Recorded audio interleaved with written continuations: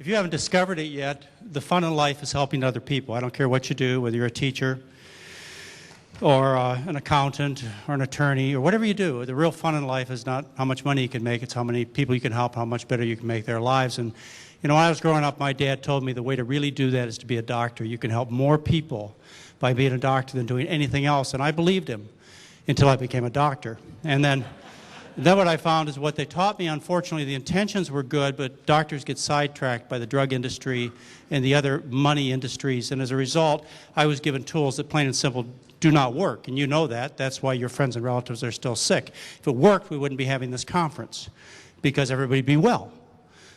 So I was fortunate enough to learn a different way of dealing with things. But along the way, I've met some absolutely wonderful people. Now, Dr. Esselstyn, he had a chance to tell you about some of his folks. If we were in Cleveland, Ohio right now, he'd probably have the opportunity to have a whole bunch of these people in the audience. But California is not his home, and it is mine. And I have the great fortune of having some people who are very near and dear to me in this audience, who I know personally, and many of you, by the way, who've come up to me during this conference and said things to me like, I'm sure you're getting tired of hearing this. And honestly, I never do, but you helped me do this, you helped me do that. I mean, you can't imagine how good you made my day go by telling me these kinds of things.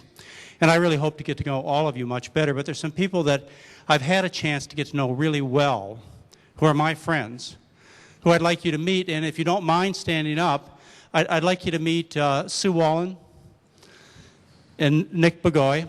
Sue and Nick here still? There you are, right there, Sue and Nick. And Zena Alam. Zena? There's Zena. And Roberta Varney. There's Roberta right there. Okay. Now, one of the things I want to tell you about these four people is they have been to our clinic in Santa Rosa. The length of time that they were there was somewhere between 3 months ago and 14 months ago. The average weight loss is 45 pounds. The least weight loss was 30, the most was 60 in those four people. There are other folks here that Mary and I have gotten to know really well. Curtis Bonneville and Mona. And these folks have been also to the clinic. So if you want to ask people about what it's like up there, you know, don't hesitate. They'd love to tell you. And then there are two other really special people that I've known for well, probably 22 years. They've been my friends. And they've been with us on most of our trips. They've been by our side during good times and bad times. And, you know, they're some of our closest friends, and that's Ann and Larry Wheat. There's Ann. And I guess Larry's heard enough of McDougall lectures. But Larry's usually right there. So Ann, by the way, is... Larry's not here? Football? Okay. Well, I'm going to talk about Larry and Ann anyways. I mean, Larry and Ann are past their 7th decade in life. They're in their 70s and fully active. I mean, Larry and I were diving with the bull sharks 2 months ago in Costa Rica. Yeah, and he's over 70 years old. Fully functional fella. And that's one of the things that I like to note about the people that we've known and have followed our advice or learned similar advice from other people. We're not the only ones that teach it. Not only do you get your health back, you get thin, but you get to enjoy life to the fullest and the longest, and that's what's so important. And Larry and Ann really exemplify that. Louise Osman also is a friend of ours. She's been with us on a couple of trips to Costa Rica. There she is right here. Come on, you can stand up high. That's Louise. Thank you. And I probably missed a couple of other people, and I'm sorry, but I certainly appreciate the fact that you came here to support Mary and I, which brings me to Mary. Mary, would you stand up for a minute? That's my wife and lifelong partner. Now, we've been together 32 years. Don't quote me on that, but it's been about 32 years we've been together. And Mary gave the recipes to the hotel for the food that you enjoyed here. They did a pretty good job, the hotel did. We'd like to invite you by the clinic if you're ever up in the Santa Rosa area. If you give us a call, we'd like to have you over for lunch and show you what we do there with those recipes. We have a little bit more tight control over what goes on, but I think the hotel really does deserve some credit for being being right from roast beef and glazed ham to healthy food, and they didn't seem to miss a beat. They did a good job. Thank you. Mary has, she's going to put in the back room, some of you asked about the recipes. She's going to put in the back room a list of where all those recipes came from, and most of them are on the website in our newsletter archives, so you can find them up there. Free, just go to the website, pull down the newsletter, and you'll have those particular recipes that you enjoyed. And they're really easy. Most of them come from her Quick and Easy cookbook, which means that you can make these recipes in less than 15 minutes. So that sheet will be in the back of the room for you to pick up. And then there are two other people that deserve the greatest amount of recognition, and that's Jeff and Sabrina. Without their effort, and I know it was tireless. I know it's taken months because I've talked to Jeff along the way, and also all the other volunteer staff that he has had to help make this weekend happen. I know when something goes so seamless, you think it took no effort. The truth is, when it goes this seamlessly, it took tremendous effort and tremendous preparation. Thank you, Jeff. Thank you, Sabrina. And next year, we'd like to get invited back. It was great. A lot of tough acts to follow over this weekend. We had a lot of great speakers. Jeff puts me at the end to kind of summarize things a little bit. And one of the recurring... Thank you, Jeff. I think that he really wants me to pick up a couple of pieces, a couple of loose ends. And so what I've been doing is I've been listening to the speakers and trying to figure out what I could say that wasn't the same, but really kind of recaps all the things that I'm hearing from the different experts. And one of the recurring themes that I've heard here, which is really new, if you stop and listen to what's going on, it's really new among vegetarians, is the idea that dairy products are the new evil. Yeah? We've learned about evil in the last couple of years. Well, dairy products are the evil. And it wasn't that way with vegetarians, was it? Not 3 years ago or 5 years ago or 10 years ago. A vegetarian, of course, a healthy vegetarian, was very much into dairy products because that's the only way you could get your protein and calcium and so on. But did you notice the change in trend in this conference? Not a single person encouraged you to eat dairy. In fact, all of them told you how harmful it is. So I would like to talk to you a bit about dairy products and the dairy industry for the next few minutes. I have some projects that are just starting right now. One of the things that just happened to Mary and I 2 weeks ago is we just had the McDougall Research and Education Fund approved. It's a nonprofit corporation. So we are now able to solicit funds to do research and also to right some wrongs out there in our society, tax-deductible funds. And on our project list, we're excited about it because of course you understand to take on somebody like the dairy industry, the meat industry is a very expensive thing to do. And I'm too old in life to do it without preparing properly.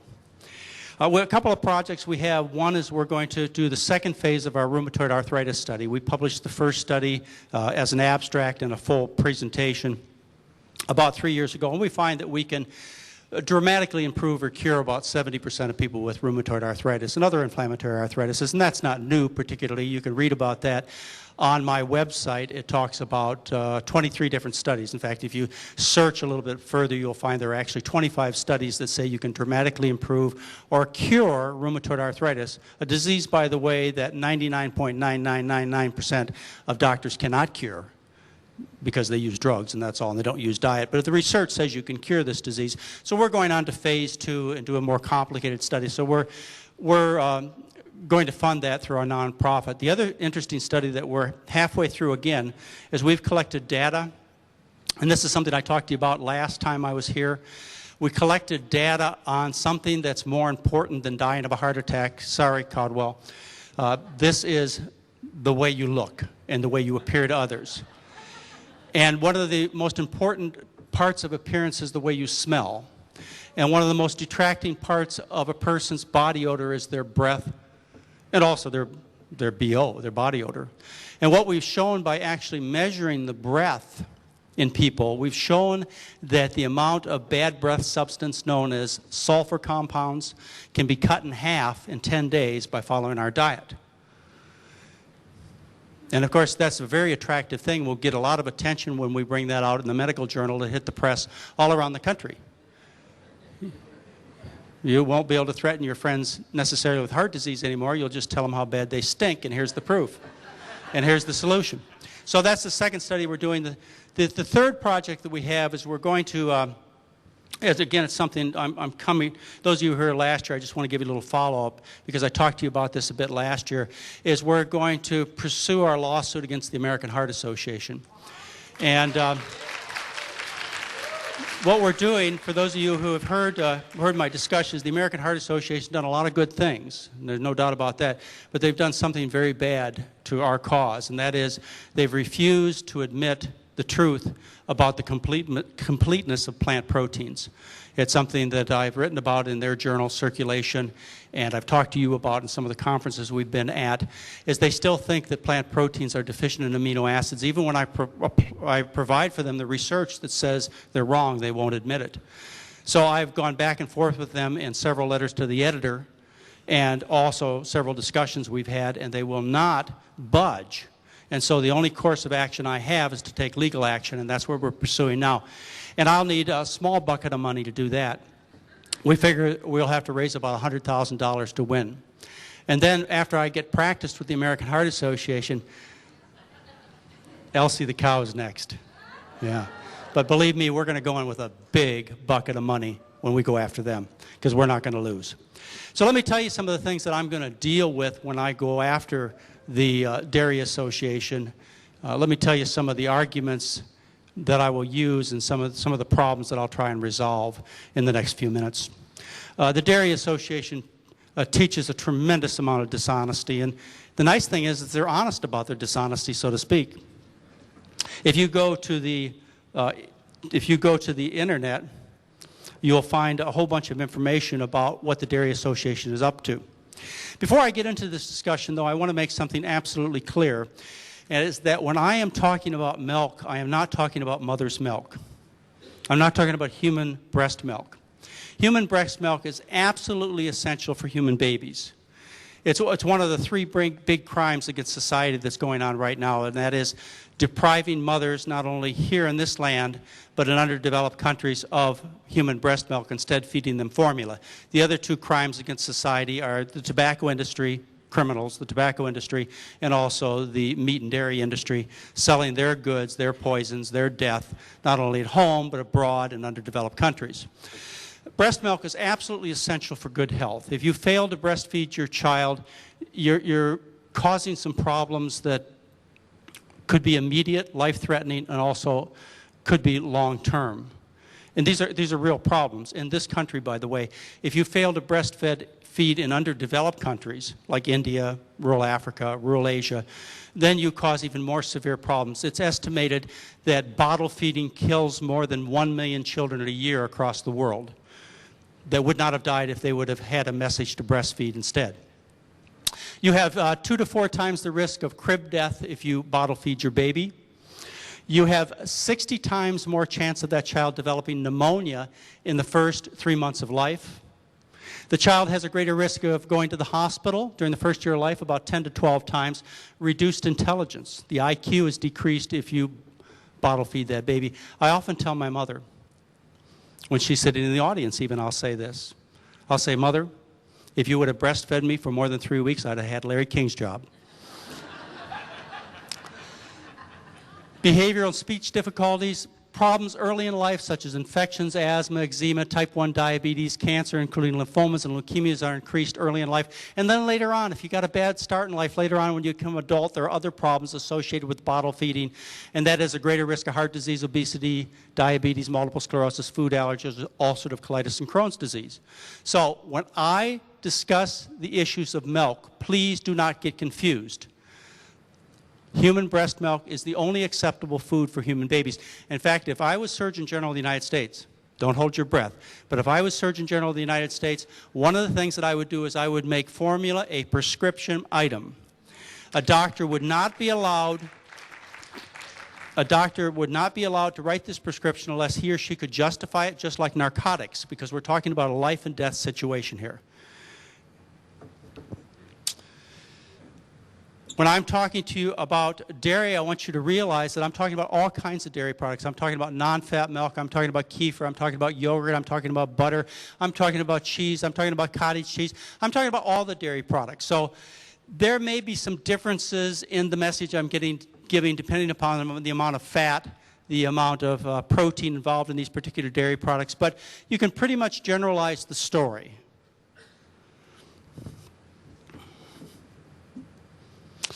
The dairy industry, if you go to the internet, has a new campaign going. It's called Dairy Checkoff 2003. You can look it up. In fact, I encourage you to look some of the information up. Just jot some notes, look it up, see whether or not the things I'm telling you are easy to find. You'll find that they're right there. The dairy industry is supporting a $11 billion milk business and a $16 billion a year cheese business.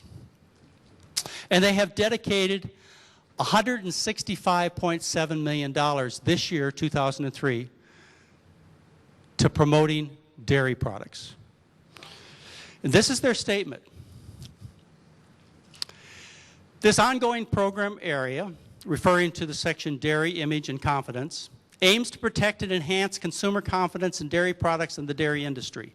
The major component involves conducting and communicating the results of dairy nutrition research showing the healthfulness of dairy products. Understand what they're saying. They are going to pay with that $167 million to get research to show benefits of their products. That's what they're paying for. That's what they'll get. They'll do anything to get those results. And I will show you what they're doing over the next few minutes. And the other thing that they're going to spend this money on is issues in crisis management. I am crisis management. And they know that. Now, cow's milk, the basic problem is that cow's milk was designed over, I don't know how long cows have been around. Well, let's just guess, 20 million years cows have been around. For 20 million years, or their predecessors, however long they were around, this evolution has gone on to develop this ideal food for baby cows called cow's milk. And they do a good job. They grow baby cows very well, and eventually a baby cow weighs, as an adult, 1,000 to 1,500 pounds and stands about 4.5 feet tall, and there are lots and lots and lots of cows in this country, like about 96 million cows. So it's working out really well, this cow's milk is for cows. But cow's milk is not the right food for people. Milk is specifically designed for a species of animal. And one of the qualities of the milk is that it has to fit the needs related to growth. So let's take a look at some figures here concerning growth of an animal compared to the protein content, which is vital to growth. You've got to have protein involved in the growth process. Let's take a look at the protein content based upon rate of growth. And rate of growth here is the amount of time that is required to double the size of the animal. So human breast milk has 1.2 grams per 100 milliliters, and the growth rate or doubling time is 6 months. Horses, 2.4, doubles in size in 60 days. Cows, 3.3, doubles in size in 47 days. Dog, 7.1, doubles in size in 8 days. And a rat, 11.8 grams per 100 cc's, and it doubles in size in 4.5 days. You see the connection there? This is a food that has a protein content ideal for an animal that doubles in size about 4 times as fast as we do. There are other nutritional qualities that fit ideally for a cow, but differ greatly from us. And that is the calcium content, for example. The calcium content of cow's milk is 4 times higher than the calcium content of human breast milk. Fits ideally for growing a cow, but it was absolutely unnecessary to have that kind of calcium load to grow a person. If it was necessary, then human breast milk would contain that amount of calcium. And so it is with the other nutrients. Cow's milk is supercharged because of the fact that you need to grow this animal very rapidly to a very large size. Makes sense. Milk is sold to people in this country as the ideal food to build strong bones. Now, I need to point out to you that originally milk was sold to you based upon the calcium content. And everybody in this room knows that the reason milk builds strong bones is because it's filled with calcium. And of course, bones have a lot of calcium in them, so it makes sense, right? Well, there was a problem that's developed, and that is that scientists started to think about this a little bit and look at the research a little more carefully, and even consumers have looked at this, and they've come to the conclusion that this really doesn't make a lot of sense. I mean, the picture that you'd have to have in mind, believing that calcium is so important for bone growth, is you'd have to have this kind of thought process going on. You'd have to think, what I do to grow strong bones is I shove a lot of calcium in past my lips, through my esophagus, into my intestine, and if I shove it fast enough and hard enough, so I'll develop a high concentration in the intestine, which will push through the intestinal wall into the bloodstream and build up a high concentration of calcium in the bloodstream, and then it will get pushed into the bones and stuffed into the bones. That's what you have to believe. You have to believe the gut is a passive sieve. You know what a sieve is? Something you drain your spaghetti with, a sieve. It has no judgment, no control, just a sieve, and that's what the gut wall would be. By shoving this calcium in, it just goes right in through the bones, into the bones. Of course, that's nonsense. Not only would that never happen in nature, but it would be deadly if it did, because if you consumed the gallons of milk and the handfuls of calcium pills that are recommended, you would die. You would die from soft tissue calcification. Your kidneys would be calcified, your muscles would get calcified, your heart would get calcified, and you would die. So what we have instead of this passive sieve is we have a very intelligent gut wall. It is so intelligent that when you do silly things like take these large, extraordinary amounts of calcium, it will block the calcium out and save your life. If you do something at the other extreme, which is to take a lower amount of calcium, say you just eat plant foods, rice, corn, oranges, potatoes, and so on, well, it will do, that gut wall, is it'll go out and reach out into that food supply, and it'll grab that calcium and pull that calcium in very efficiently into the blood, and it will always meet your calcium needs. Now, how do I know it always meets calcium needs? Because I have searched. The World Health Organization has searched. The United States government has searched for a single case of calcium deficiency caused by a low calcium diet. And we have all come up empty-handed. There has never been a case of dietary calcium deficiency ever reported in the world literature. There is no such disease. And yet, billions of people live on diets that contain no dairy products, no Tums, no calcium pills, and they grow normal adult skeletons. How could they do that? You wouldn't believe that would be possible if you listened to the dairy industry, the calcium pill industry, would you? But your own observations say that what they're teaching you cannot be true. So if you find a case of dietary calcium deficiency, in other words, not enough calcium in a diet causes the disease, I'm the first one that knows, please, so I get to report it in the medical journal and become world famous. Okay, so the calcium bit didn't work, right? So the dairy industry now has to figure out another way to tell you how dairy products build strong bones.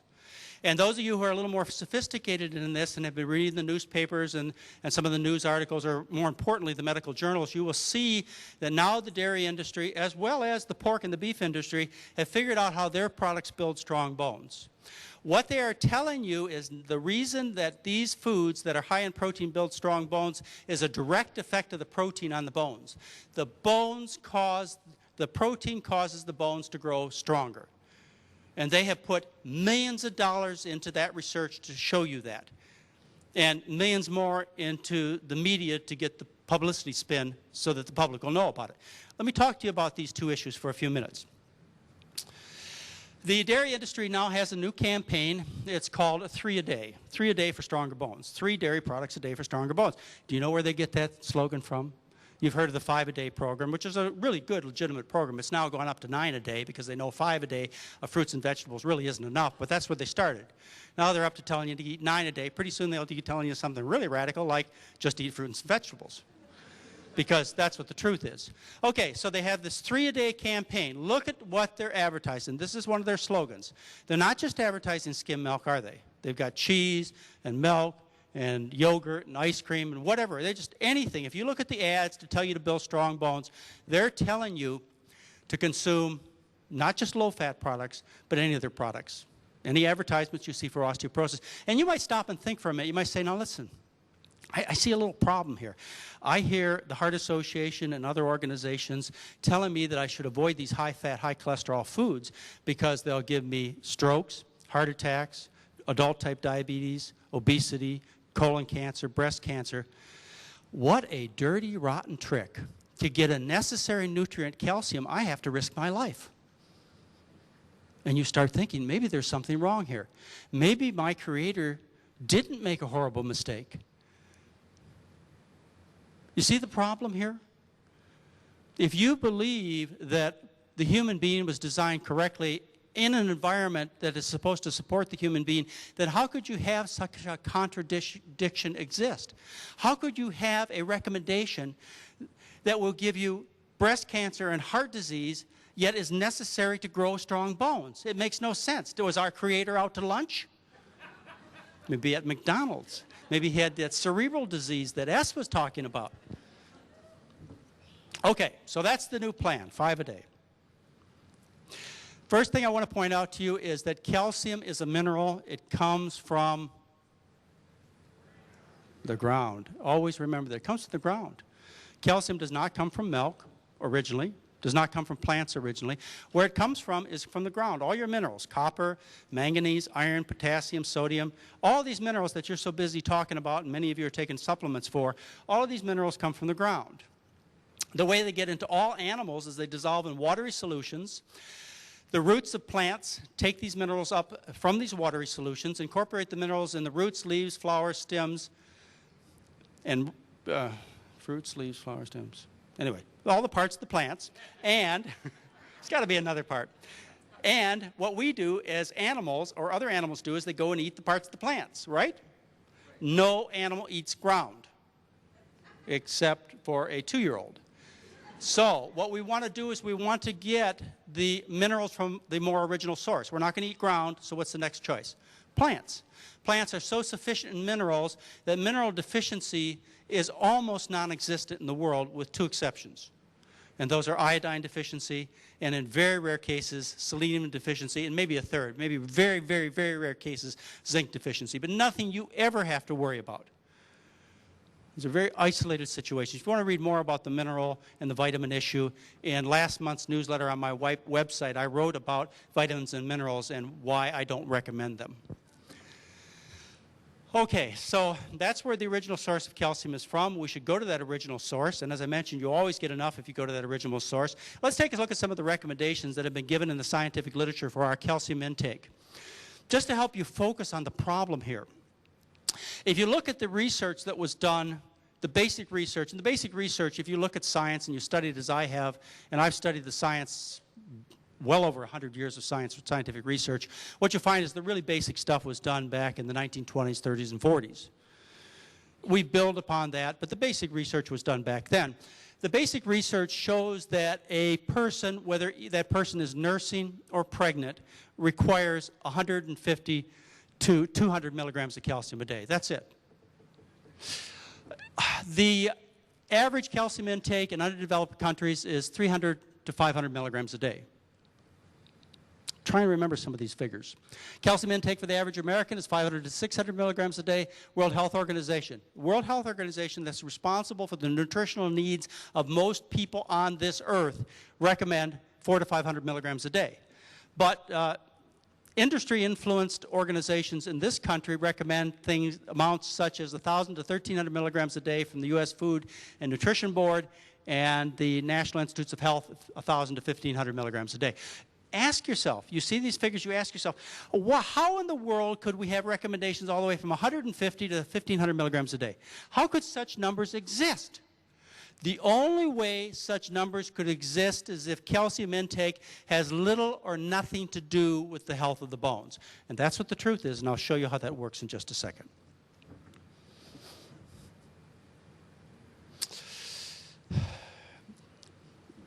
The dairy industry has influenced, no, excuse me, let me say it correctly. The dairy industry has paid for almost all of the research studying the effects of calcium on bone health. Okay? You'll find it, if you look, whenever I read a study, I'll tell you the first thing that I do is I look for who funded it. And if you read the studies that are discussed over the next few minutes and the ones that are in this particular paper, which is in the September 2000 issue of the American Journal of Clinical Nutrition, and you take and pull the studies out of the library and look at the funding, you'll find almost every one of these studies were paid for by the dairy industry. Interesting. The investigators that published this paper in September of 2000, the American Journal of Clinical Nutrition, they found 57 studies that talk about the benefits of dairy products on bone health. 57, that's all, just 57. And when they looked at the quality of study design, they decided that only 21 were worth really considering. 21 studies on the effects of dairy products on bone health. You would have thought, considering the bragging that's going on, the advertising budget that goes for dairy products every year, that they'd have thousands of studies that support the benefits, wouldn't you? No, there are 21 studies that were properly designed to test the benefits of cow's milk on bone health.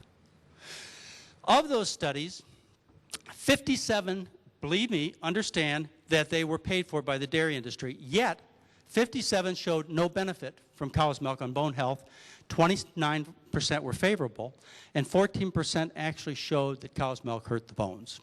Okay, now there's a particularly well-respected kind of study among doctors and scientists. It's called a randomized controlled study. That's where you take one group of people that you have tried to make as similar as the other group of people, and you do something to this one group, which we call the experimental group, and you don't do anything to the other group. So we have a control here, and we do something experimentally to this one group. There are only 7 studies that have been published in the literature on the effect of cow's milk that use this design. 7 studies. Now, of those 7 studies, only 1 tested the effect of fluid cow's milk on postmenopausal women, which are the subjects that are most likely to develop osteoporosis. And that one study, which was published in 1985, shows that cow's milk hurts the bones, and it was paid for by the national dairy industry. It was published in the American Journal of Clinical Nutrition in February of 1985. You can go look it up. You can read the funding. You can read the study, but read the study very carefully. Dr. Esselstyn, he brought me a copy of this study yesterday, and he said, you know, I'm looking at this study, and I'd like you to point out the different areas that you're talking about, because you've been very, very verbose and critical of this particular study. Well, you have to understand who paid for the study, and you'll have to understand that it was employees of the dairy industry that did the study. So when they wrote up the particular language in the study, they did the best they could to cover up the bad news. So what you have to do is you have to, as I pointed out, he actually has the study with him. I don't know, maybe it's in his room, but he had it with him yesterday. And I just went through and I circled all the areas. There they are. There's the facts. There's the data. All you have to do is look at the data. You just can't read the nonsense that went on in the study. And by the way, I'm not the only one that can read the study. You'll see the colleagues of Ricker and Haney also can read the study, and they were very critical of them in the same terms that I'm going to tell you about right now. They were very critical of them if you read the letters to the editor. Okay. So what Ricker and Haney did is they set up a study where they took postmenopausal women. Why postmenopausal women? They're the most likely ones to get osteoporosis, right? And then what they did is they fed them 3 8-ounce glasses of milk a day. 3 8-ounce glasses of skim milk a day. Why skim milk? Because they didn't want them to die of heart disease before the experiment was over. And then they measured the outcome. And what they found was the average amount of calcium consumed was over 1,400 milligrams a day, you know, as high as anybody recommends. They found that these women consuming the supplemented milk, the 3 8-ounce glasses of skim milk a day, were still in negative calcium balance. That means they lost more calcium in their urine and their feces than they absorbed through their gut. And then when you look at the charts at the end of the study, you find that those who got the milk lost twice as much bone as those who didn't get the milk. They will never do that study again. It's been 20 years since this study was done, and they will never, ever do it again. Now, Ricker and Haney, they say the following things in their particular article. I just want to go over these 2 statements for you because they're very pertinent to what we're going to talk about in just a minute. They said the protein content of the milk supplement may have a negative effect on calcium balance, possibly through an increase in kidney losses of calcium or through a direct effect on bone resorption. Focus on those words. Protein having a detrimental effect on the calcium. Don't forget those words, because the dairy industry's forgot them. This may have been due to an average 30% increase in protein intake during the milk supplementation. It says right there in their paper.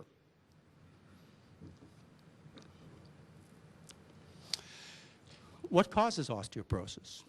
The bones are designed to last a lifetime. Your bones aren't designed to dissolve when you're 40, 50, or 60 years old. They're designed to last you for 85 years.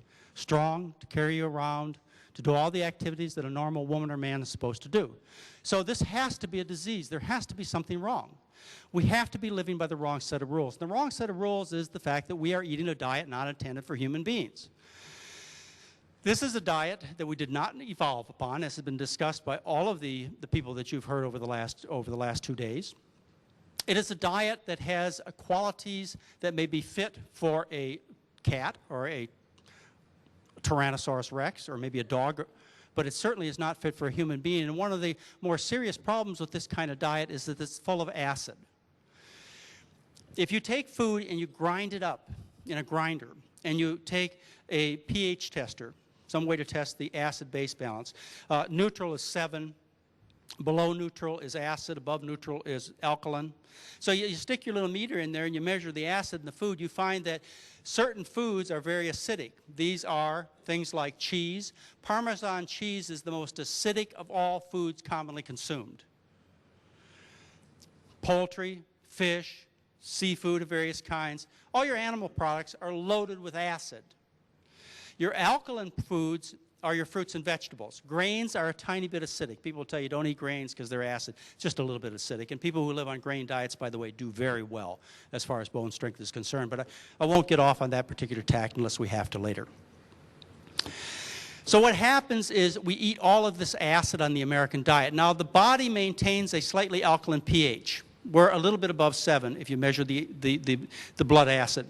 When we eat acid, what happens is the body has to neutralize that acid. Why? Because pH has to be maintained precisely. If it isn't, then other chemical reactions in the body don't work. You get very sick. So the body maintains pH, and it does it by neutralizing all that acid. Well, how does it neutralize the acid? The primary buffering system of the body is the bones. The bones dissolve. They release bicarbonates and other kinds of alkaline materials which neutralize the acid, and that's how you lose your bones. You essentially pour acid on them, and they dissolve. When we look around the world, what we find is a direct correlation between animal protein intake and hip fractures. You see countries that consume a very alkaline diet, a very vegetarian kind of diet, like in Papua New Guinea or rural Africans or people in Asian countries, have very low risks of hip fracture. As you move up the economic scale and you look at countries that are wealthier, you see higher protein intakes and higher hip fracture rates. We've been taught that the problem is not protein. In fact, protein's never mentioned except now in a positive tone. We are taught the problem is not enough calcium. Well, let's take a look at the worldwide picture, and you see if you look at increasing calcium intake worldwide, the more calcium consumed in a country, the higher the rate of hip fractures.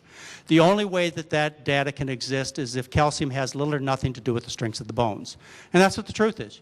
You cannot get around this data. You cannot deny this data. You cannot argue against this data. We've been doing experiments for many years on this subject, but they really got intense about it in the early 80s. And all the basic experiments done on bone strength in terms of calcium intake and protein were done in the early 80s. And what they did is they set up various research projects. The first column there, you see the initials of the principal investigator in case you want to look up the particular study. And in the second column, you see the amount of calcium that was consumed by the subject in that study. And then what they did is they put them either on a low-protein or a high-protein diet. When they put the subject on a low-protein diet, which is about 85 grams of protein a day, we eat about 75, 85, maybe 95 grams of protein a day. It's about in our area of protein. Plus, by the way, our protein intake is very alkaline. And then they do the calcium balances. What they do is they just measure the calcium in the urine and the feces, and they subtract that from the amount of calcium that you eat. And you get the calcium balance. Well, when you're on a low-protein diet, you're in positive calcium balance on a diet of 500 milligrams of calcium. You're still in a positive calcium balance on 1,400 milligrams of calcium. If you eat a high-protein diet, which is typical of Americans, the ranges were 140 to 150 grams of protein a day.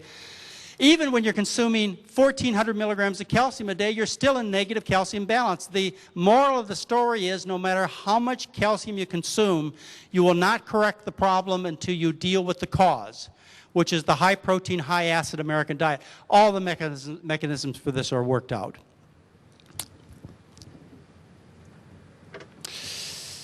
Interesting report in National Geographic in 1987. They had an opportunity to see the effects of protein on bone health of people that lived many years ago. There were a couple of women who were sitting in a hut 5 centuries ago, and an ice floe fell on top of them and preserved them for 500 years.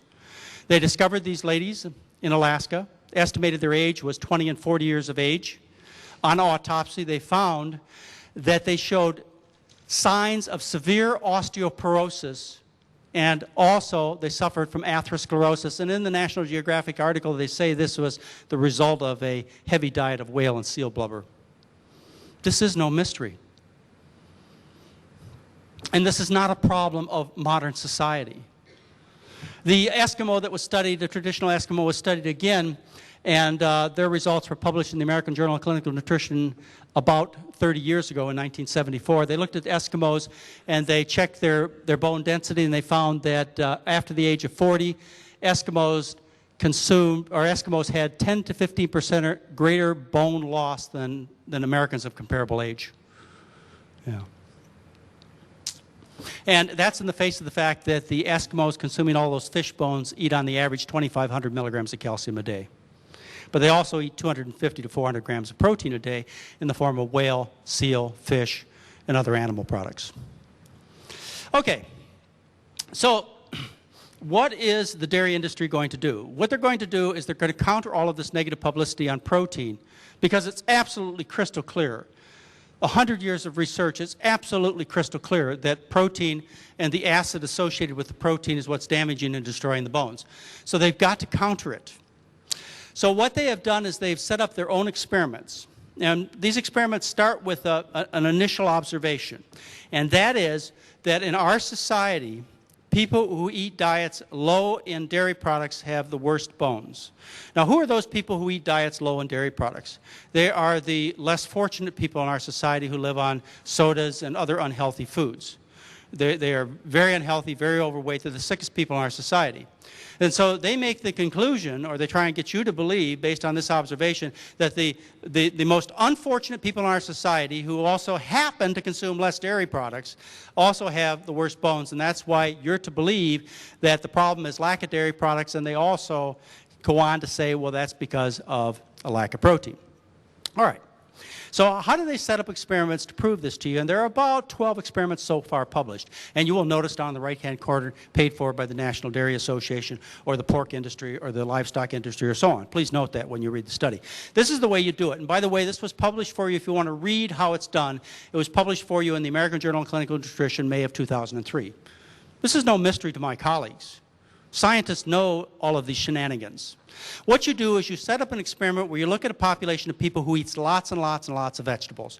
And they eat protein too. And then what you find is those who eat a little bit more protein have a little stronger bones. Well, all those vegetables, what they're doing is they're neutralizing the acid in the diet of these people. And then the other way you set up your experiment is you take groups of people, you put them in a house, you put them in a laboratory situation, and you feed these people various amounts of protein, but you also feed them antacids like citrical, and you neutralize the acid from the protein. And then what you find is more protein causes more bone growth. They finally got it, don't they? Okay. But the story isn't complete unless they can tell it all. And so what they've had to do is they've had to figure out a way that that protein stimulates bone growth. And this was touched on by Dr. Bernard on Friday night.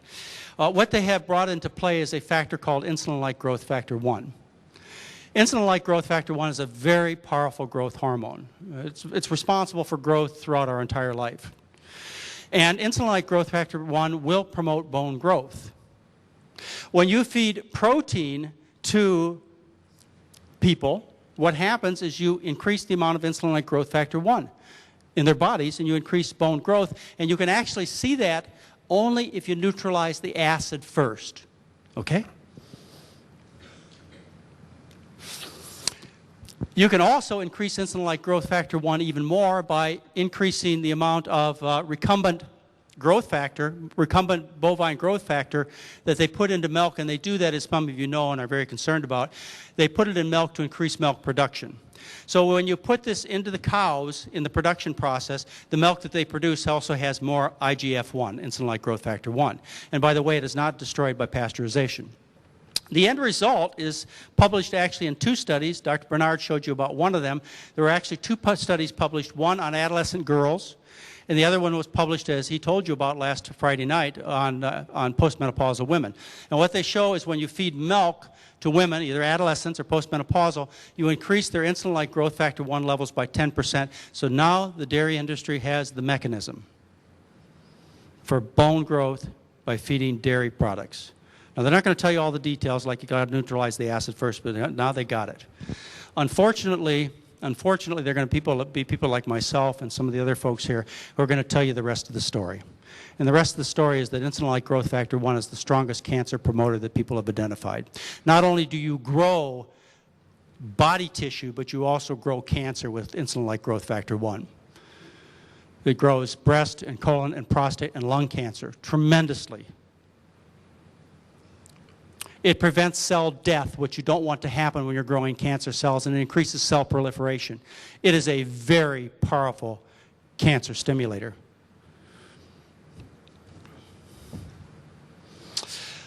When we talk about milk, one of the things that your friends will say is, okay, I understand that milk's not good for me.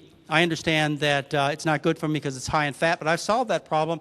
I have now changed my consumption from regular milk to low-fat milk or skim milk.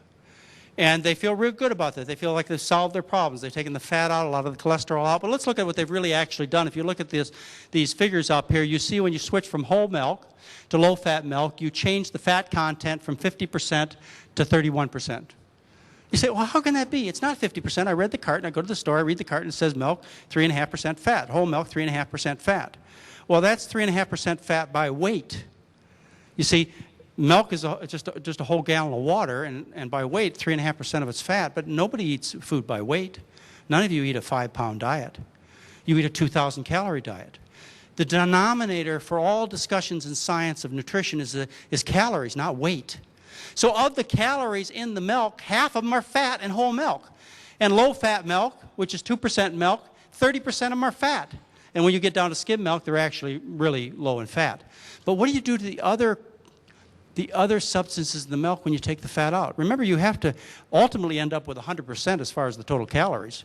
So what happens to the relative concentrations of the other nutrients in milk, the other macronutrients? Well, the protein goes from 21 to 28 to 41% protein. So what you've done is you may have helped the arteries. You may have, and you really haven't. I'll get to those in a minute. You may have helped the arteries a little bit, but you've, of course, damaged the bones. And you've created a situation where you get kidney stones. Those bones, by the way, that you've lost, they pass out of the body through the kidneys, they solidify, and that's how you get kidney stones. And also you increase the amount of carbohydrate in the diet from 30% to 57% when you go from whole milk to skim milk. The dairy industry has targeted children, and this is one of the areas that we're going to go after them, is in their efforts to target children concerning the importance of cow's milk. They tell you it's necessary for growth, it's necessary for bones, it actually is essential. And can you imagine raising a child without cow's milk? You know, you'll get criticism from grandma, from your mother-in-law, from your pediatrician. I'm not joking, you will. You could even be accused of child abuse to raise your child without cow's milk. And I'm sure some of you hesitate. I'm sure you do. I'm sure even though you know better, not only because of what you are hearing from me today, but from what you've heard before, the emotional impact is so great. The brainwashing is so dominant that they've changed our minds to, even when we know the facts, we still gut down inside, we know that we have to consume this cow's milk for our children's health, and we're afraid to take them off the cow's milk. That's a deadly kind of thinking. And I'll try and show you why and hopefully give you enough information so that when those emotions come up, you'll be able to fight them a little bit and you'll be able to do the right thing for your children and grandchildren. From the dairy industry on the internet, the goal is to guide school-age children to become lifelong consumers of dairy products. 2003 activities will target students, parents, educators, and school food service professionals. Similar words have been said by the tobacco industry. You've heard the exact statement. We're going to hook them when they're young, and we're going to keep them on for life. And that's what they're doing. They tell you right there on the internet. Annual fluid milk consumption among kids 6 to 12 increased to 28 gallons per capita, the highest level in 10 years. Children under 18 consume 46% of the milk in this country. Let's talk about some of the problems. One of the problems I like to start about is just how lily white this stuff is. You know, not all the white color comes from the calcium. Some of it comes from the white blood cells. White blood cells are commonly known as pus cells. Okay, they're the cells that occur when you get a pustule on your hand. They're called white blood cells. Now, the dairy industry, they got standards. Okay, the standards are published in 1993, is that you cannot have more than 750,000 pus cells per cc of milk, or you can't sell it. Aren't they good? In New York, the milk was analyzed just a couple of years ago, and they found that the average was 363,000 pus cells per cc. A cc, by the way, is a third of an ounce. And they had 24,000 bacteria per cc.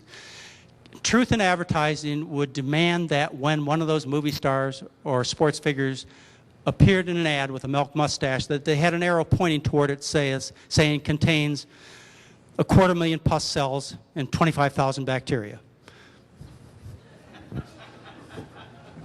They won't do it. Dairy products were the foods most often recalled by the U.S. Food and Drug Administration from the period of October 1st, 1993 through September 30th, 1998.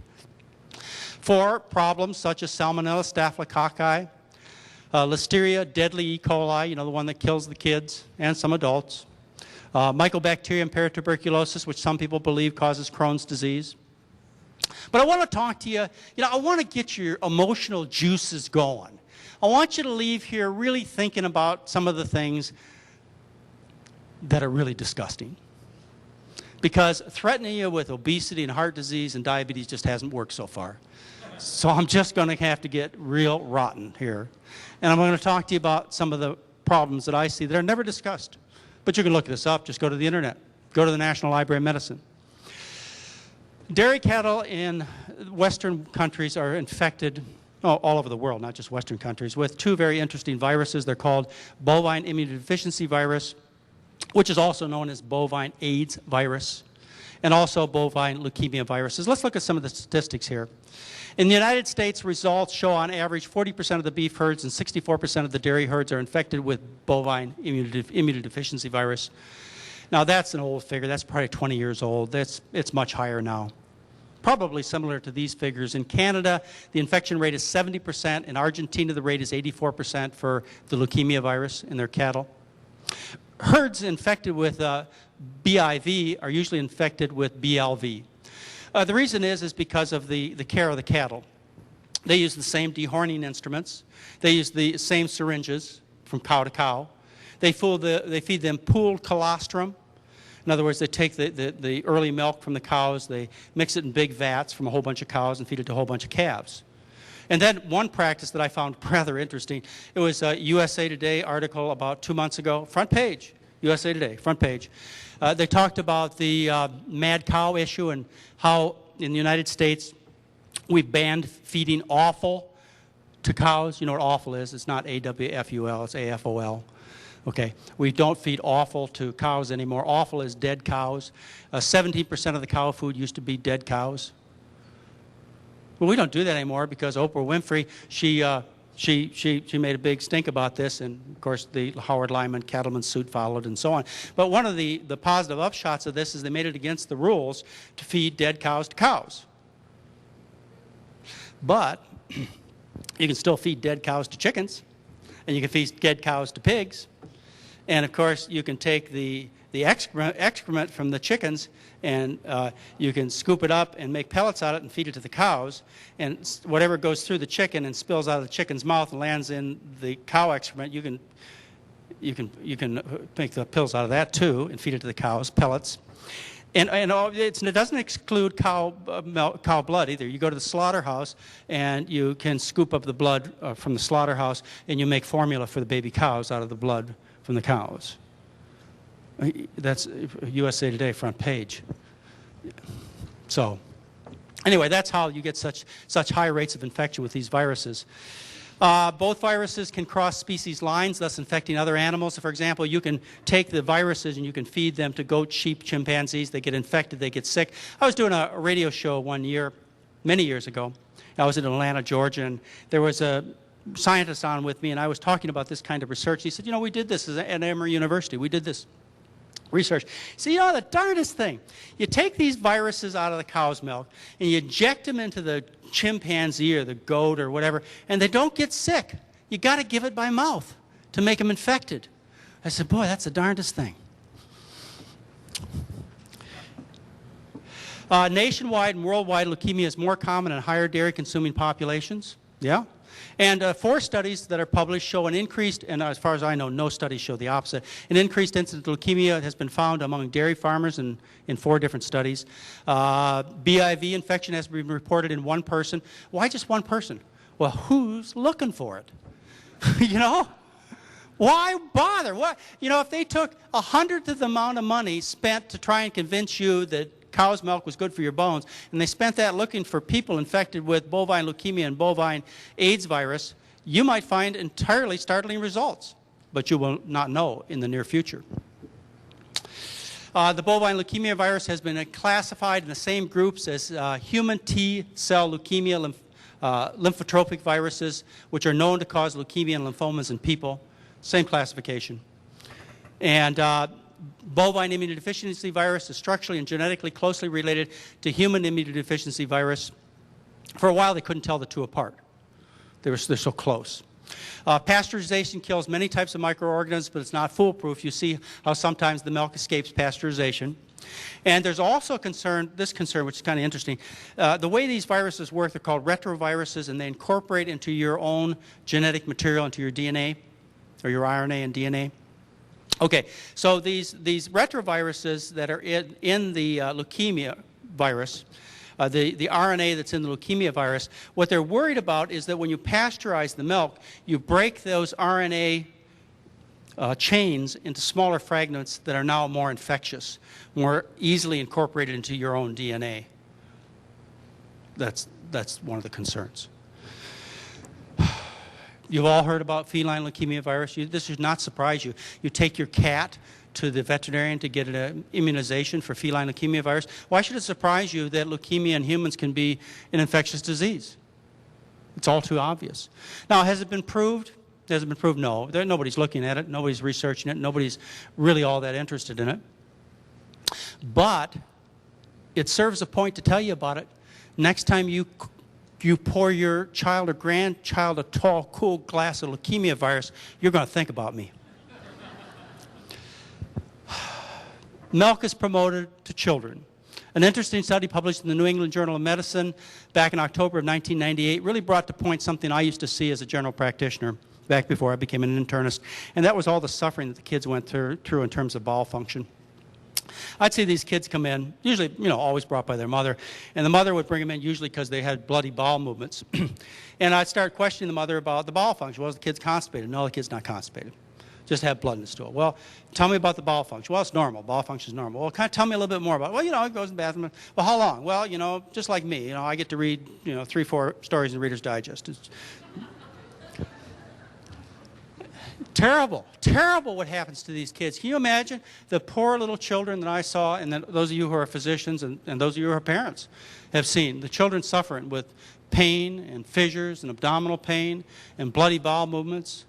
If you cause these things, including the headaches and the arthritis and the acne and the obesity, if you cause these things to children with a stick, they throw you in jail. But because people cause them with a fork and spoon, it's okay. But the pain is just as real. So anyways, they looked at these kids, and 65 kids severely constipated. How do you get classified as severely constipated? Well, you had a bowel movement every 3 to 15 days with the help of a laxative often. And often the laxatives were ineffective. Every 3 to 15 days, they took these children, they took them off cow's milk. 68% of them found complete relief of the constipation by going off cow's milk. They biopsied the bowel. They found evidence of inflammation of the bowel. They found anal fissures, pain. And then they put the kids back on the cow's milk, and that was 8 to 12 months later, and within 5 to 10 days, all of the children became severely constipated. This isn't just 68 children in this study. These are the kids in your neighborhood that have these problems. Snotty nose and ear infections. You look around the neighborhood and the kids are going to the doctor every month because of ear infections, snotty nose. They also have gastroesophageal refluxes, asthma, eczemas, all kinds of problems that are caused by the dairy products. Why? Because it's a natural thing to consume cow's milk and they get allergic kind of reactions. Another one of those interesting allergic kind of reactions is not as painful, acutely painful, as constipation. It's not as obvious as a snotty nose, but it's certainly a lot more devastating, and that's type 1 diabetes. That's where the child's pancreas is destroyed. You want to talk about a nightmare for a family. Yeah, you do this to a family. You cause one child to have type 1 diabetes, and that child now has to take insulin every day of their life. They're rushed to the hospital quite often because of low blood sugar reactions. You worry day and night about the child, what the child eats, whether the child took the insulin, on, and about the child dying because these kids don't do well. I mean, they live, they're alive, but within 11 to 17 years, most of them suffer major complications like blindness, kidney failure, heart disease. It's not a great life. In part because they're diabetic and they're weakened people, but in part because the recommendations from the American Diabetic Association and almost every physician in this country is to feed a diet that kills people without diabetes to diabetics. And they fall apart at a horrendous rate. Okay, so the information concerning type 1 diabetes and cow's milk consumption has really gotten to the point where the American Academy of Pediatrics has made a statement on this, so you know it has to have gotten great, the evidence. And you can read this evidence in one of my previous newsletters if you want to find all of the facts that support this. But the American Academy of Pediatrics wrote a policy statement from one of their work groups in 1994, which still stands today. And that is early exposure of infants to cow's milk protein may be an important factor in the initiation of beta cell destructive processes. That means the insulin-producing cells of the pancreas in some individuals. And the avoidance of cow's milk protein in the first several months of life may reduce later development of insulin-type diabetes or delay the onset in susceptible people. You take the fat out of the milk and you still have to deal with the protein. I just want to go through just some of the diseases that you can find caused by or contributed to or associated with dairy products, particularly dairy protein. And you can go to the National Library of Medicine. When you leave here today, you can go home tonight, you can go to the National Library of Medicine, which is www, of course, .nlm for National Library of Medicine, .nih for National Institutes of Health, .gov. And you just put in cow's milk and one of these problems, and you will pull up articles about this.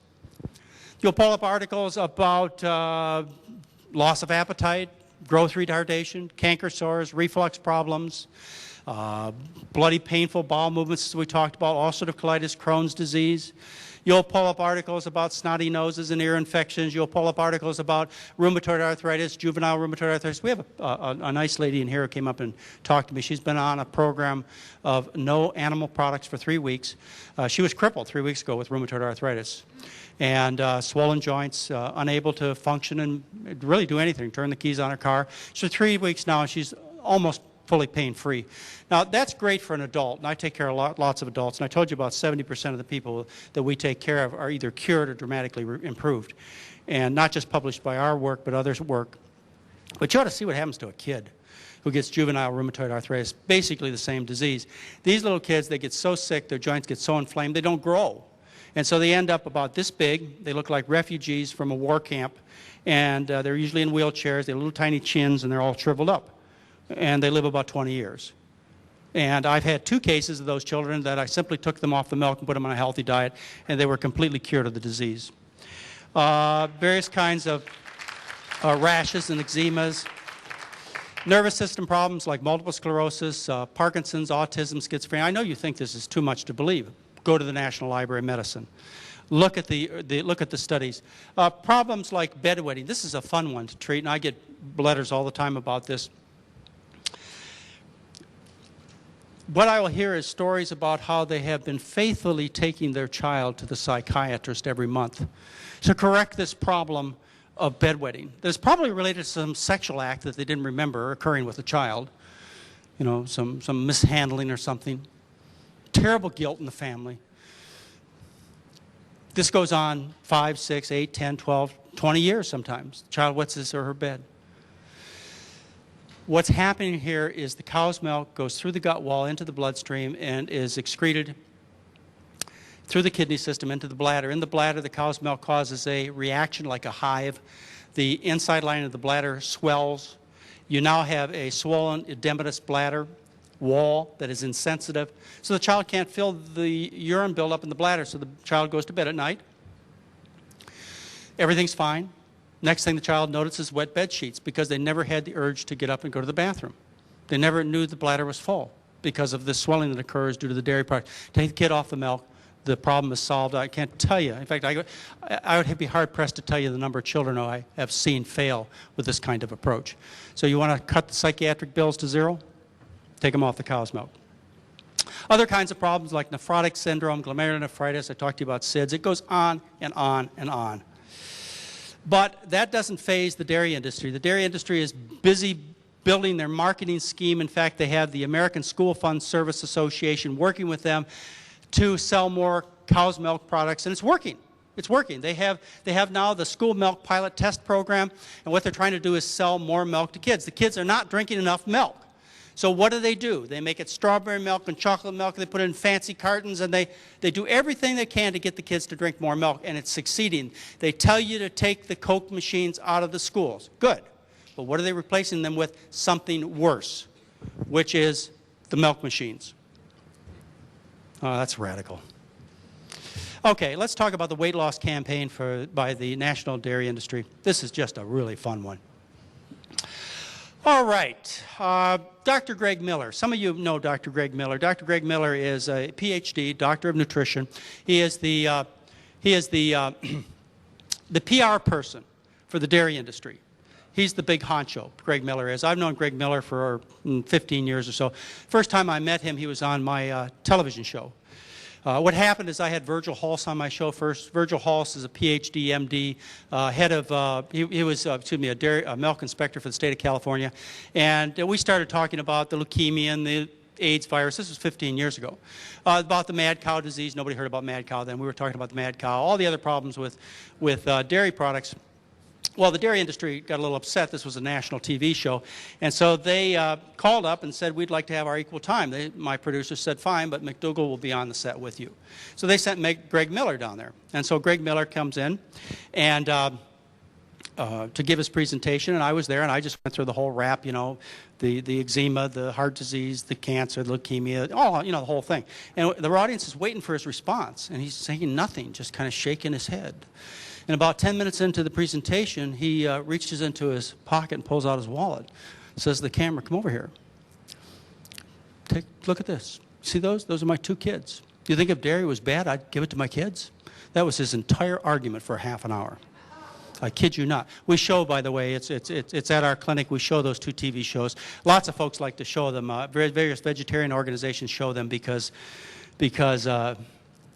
they watch one show with Virgil Hulse and I, and they say there has to be a response from the dairy industry. And they come back the next week to see the response, and they leave shaking their heads. They can't do any better than that. Okay, let's look at what Greg Miller says about dairy products and weight. The new campaign is dairy products are designed for weight loss. Independent research confirming dairy's role in weight loss reduction is mounting, says Greg Miller. This helps to position dairy foods as part of the solution of America's growing obesity epidemic. Informing the public that dairy's role in the fight against obesity will help increase consumption of milk, cheese, yogurt, among other dairy products.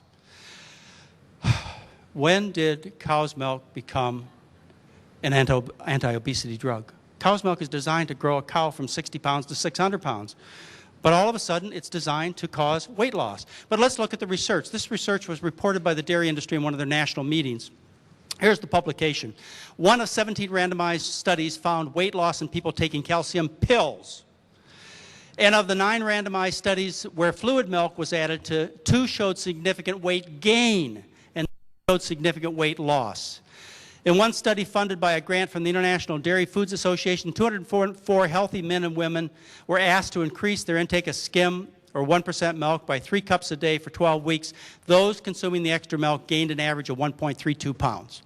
That's skim milk. What if they fed them the things that Greg Miller's talking about, the cheese and the ice cream? They'd balloon up like cows.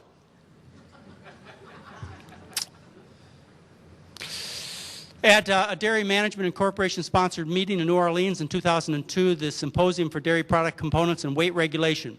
This is the conclusion from Suzanne Barr, an employee of the dairy industry. In conclusion, the data available from randomized trials of dairy products and calcium supplementations provide little support for an effect of reducing body weight or fat mass. But I guarantee you that you will hear advertisement after advertisement about how good dairy products are for weight loss. It's a lie.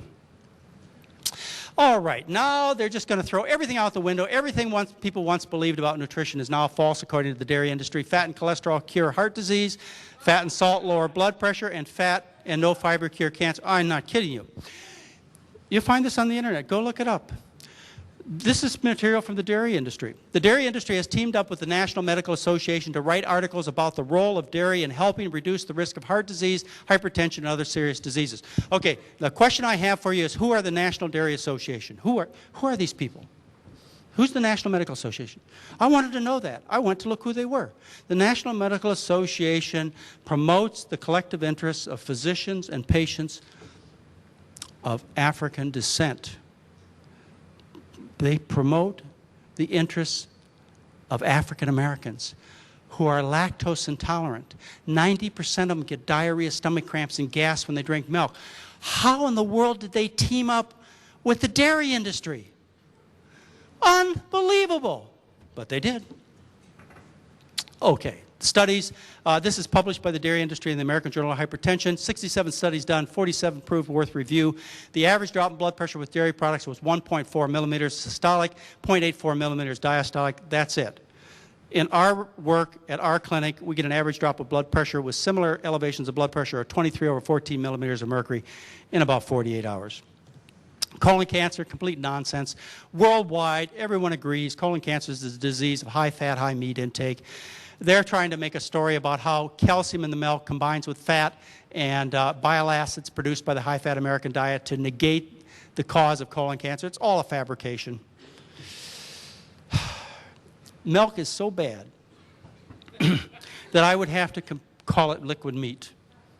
And I can do that with justification just from simple nutrition tables. If you look at the nutritional content, the macronutrients of milk and one of the leading dairy products, cheese, you see that 68% of the calories from ground chuck are from fat, and 73% of the calories from cheddar cheese are from fat. They're about the same in protein, and they're about the same in cholesterol. It's just liquid meat, that's all it is.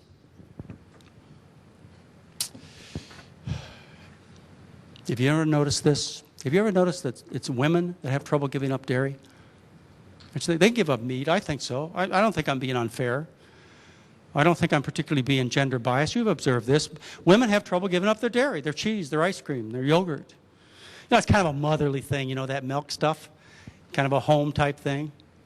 And whereas men, it's different, isn't it? You know, us men, we can give up the meat, but not, or the dairy products, but not the meat. No, meat is the stuff of men. It's for hunting and butchering and killing and aggressive behavior. I'm not kidding you. The psychological studies show this. Virility and strength and passion and aggressive behavior. That's what real men do. Don't they? Real men eat beef? You got it. So we can't give up our meat. There's a particular anatomical discussion about men that I want to go into with you for a moment. You've heard about how meat eaters have certain anatomical and physiological qualities, like the sharp teeth and the jaws and the stomach size and the intestine size and so on, about how meat eaters, you know, have sharp teeth and so on, and plant eaters have flat teeth. You heard that whole argument. Let me just take it to one other level, and that has to do with a very important male organ. It's about macho men.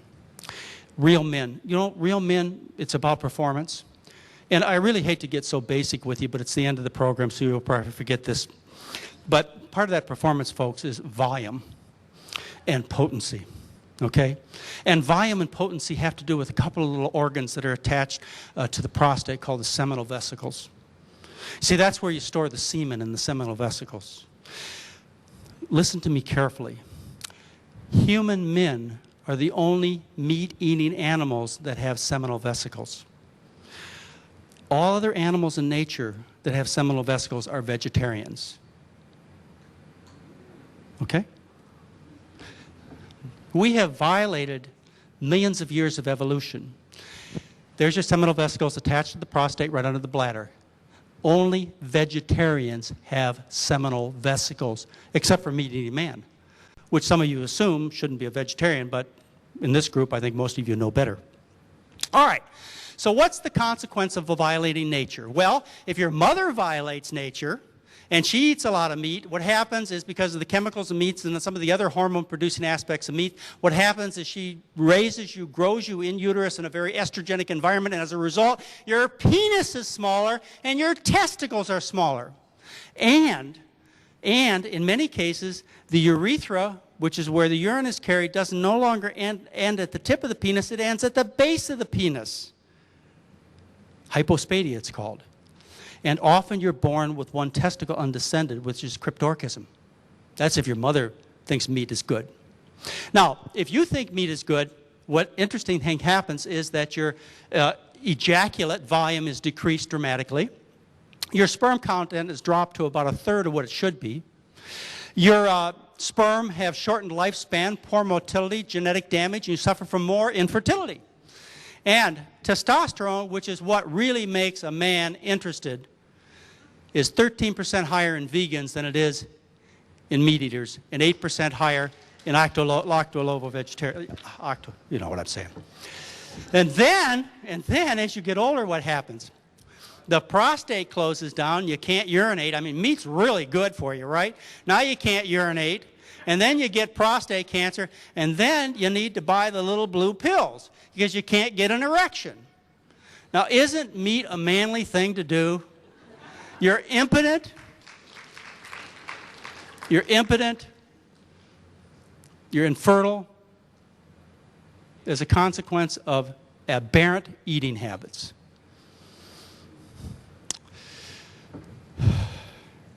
It's time to put Elsie out to pasture, folks. Thank you very much.